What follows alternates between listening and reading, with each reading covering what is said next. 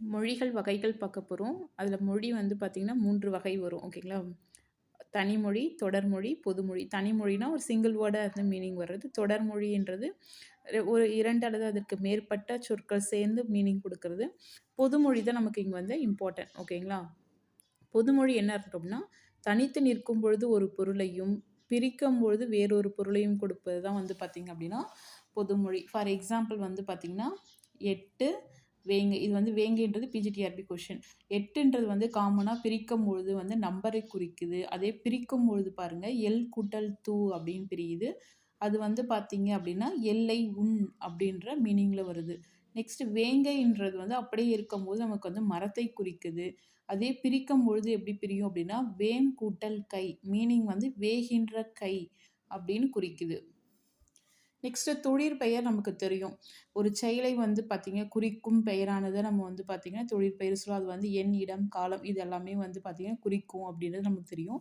இதில வந்து பார்த்தீங்க என்னென்ன டைப்ஸு அப்படின்னா, விகுதி பெற்ற தொழிற்பெயர்கள் அப்படின்னு வரும். வினையடினா இந்த நட, வாழாள் இதெல்லாம் வந்து விகுதி பெற்று வந்துச்சு அப்படின்னா, அது வந்து விகுதி பெற்ற தொழிற்பெயர் அப்படின்னு சொல்லுவோம்.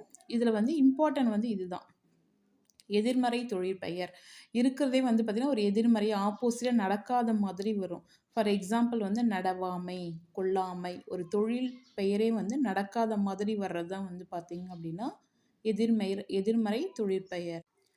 முதல்நிலை தொழிற்பெயர் நம்ம வினையடி பார்த்தோம் பார்த்தீங்களா? காமனா வந்து தட்டு, உரை, அடி அதுவே வந்து ஒரு மீனிங்கா வந்துருச்சு. அதுவே ஒரு சென்டென்ஸா வந்துச்சுன்னா, அது வந்து முதல்நிலை தொழிற்பெயர். முதல்நிலை திரிந்த தொழிற்பெயர் அப்படின்னா, ஃபர்ஸ்ட் லெட்டர் மட்டும் மாறி வர்றது.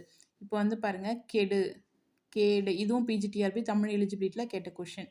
சுடு, சூடு ஃபர்ஸ்ட் லெட்டர் மட்டும் மாறி இருக்கு பாருங்க. அது வந்து பார்த்தீங்கன்னா, முதல்நிலை திரிந்த தொழிற்பெயர்.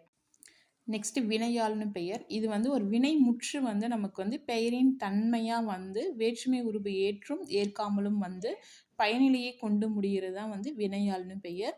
இது வந்து பார்த்தீங்க அப்படின்னா 3 இடங்களிலும் 3 காலங்களிலும் வரும் அப்படின்ற ஸ்டேட்மெண்ட் தெரியணும். நெக்ஸ்ட் இந்த கொஷின் நமக்கு இம்பார்ட்டன்ட். வினையாள்னு பெயர் அப்படின்னா இது வந்து தொழிலை வந்து பார்த்தீங்க அப்படின்னா குறிக்கும், காலம் காட்டும், மூவிடத்திற்கும் வரும். நெக்ஸ்ட் தொழிற்பெயர் அப்படின்னா ஜஸ்ட் வந்து ஒரு வினை வந்து பெயர் தன்மையாகி வினையையே உணர்த்தும். ஓகேங்களா? இங்கே வந்து தொழிலை வந்து கருத்தாவா குறிக்கும். இது காலம் காட்டாது. நெக்ஸ்ட் வந்து பார்த்தீங்கன்னா, படர்க்கைக்கே உரியது. இது வந்து ரொம்ப இம்பார்ட்டன்ட் இந்த டிஃப்ரென்ஸ். ஓகேங்களா?